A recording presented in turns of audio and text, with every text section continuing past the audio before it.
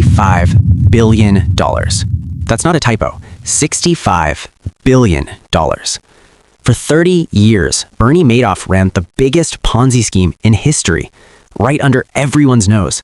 Investment firms, the SEC, financial experts, nobody caught him. Until 2008, when the entire thing collapsed in one day. This is the story of how one man stole $65 billion from thousands of people, how he fooled Wall Street's smartest investors for 30 years, and how the whole empire came crashing down because of his own sons. Because here's the thing, Bernie Madoff wasn't some random scammer. He was a Wall Street legend, former chairman of NASDAQ, respected financial advisor, pillar of the community. People trusted him with their life savings, their retirement funds, their kids' college money, and he took it all. Spoiler alert, he died in prison, but the damage, that lasts forever. Let's start at the beginning, because to understand how this happened, you need to understand how good Bernie Madoff was at lying. And trust me, he was really good. 1960.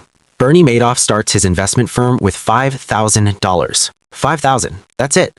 He's a nobody, no fancy degree, no Wall Street connections, just a guy with ambition and a briefcase. But he's smart. He knows how to work the system. He starts making markets, buying and selling stocks, building relationships. Slowly, he becomes a legitimate player on Wall Street. By the 1980s, Bernie's firm is thriving. He helps create the NASDAQ stock exchange, becomes its chairman, a respected figure in finance.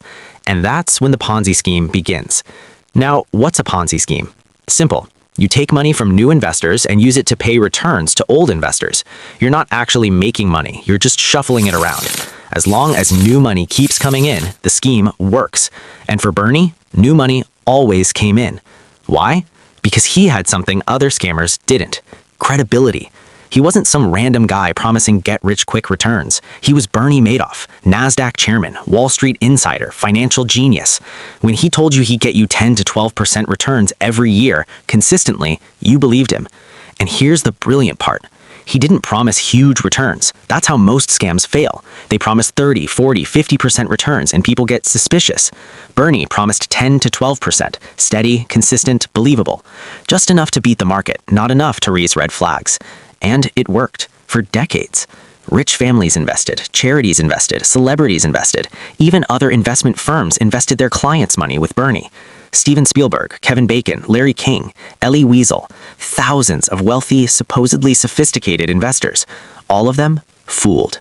By the 2000s, Bernie's firm manages billions of dollars. His reputation is untouchable. People beg to invest with Bernie. He creates exclusivity, makes it seem like investing with Bernie Madoff is a privilege. You need connections, referrals. You can't just walk in off the street. Classic scam psychology. Make people feel special for being scammed. And the whole time, he's not investing a single dollar. It's all fake. Every statement, every return, every success story. Completely made up. Here's what's insane. People did question Bernie Madoff multiple times. 1999, a financial analyst named Harry Markopolos figures out Bernie's returns are mathematically impossible. He literally does the math, looks at the trading volume Bernie claims, compares it to actual market data. The numbers don't add up.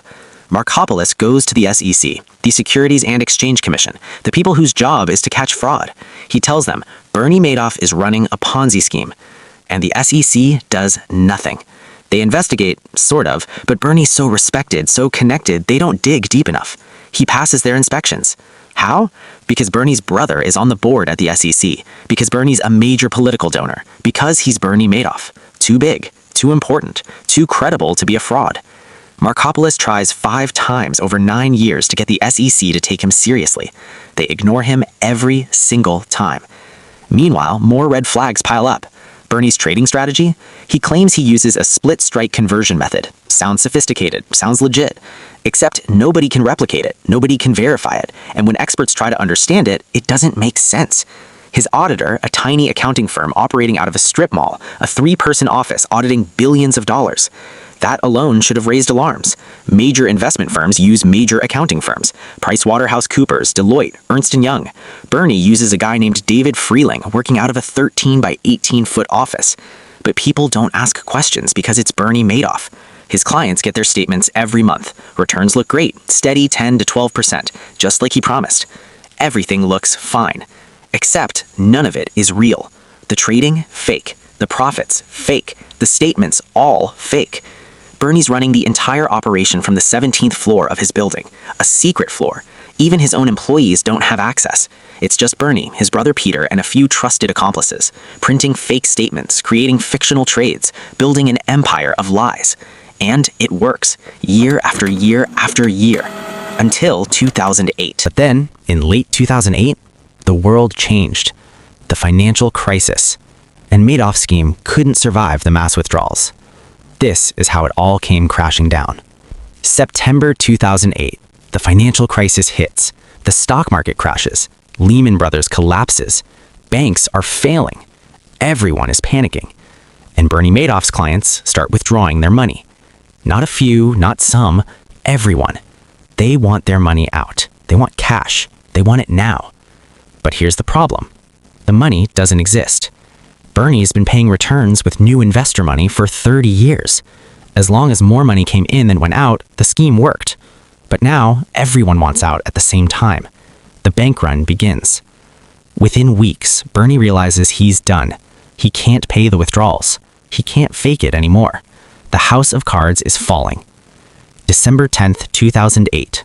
Bernie calls his sons, Mark and Andrew, into his office. They work for the legitimate side of his business. They have no idea about the Ponzi scheme. Or, at least, that's what they claim. Bernie sits them down and tells them the truth. The investment advisory business, it's all a lie. It's a giant Ponzi scheme.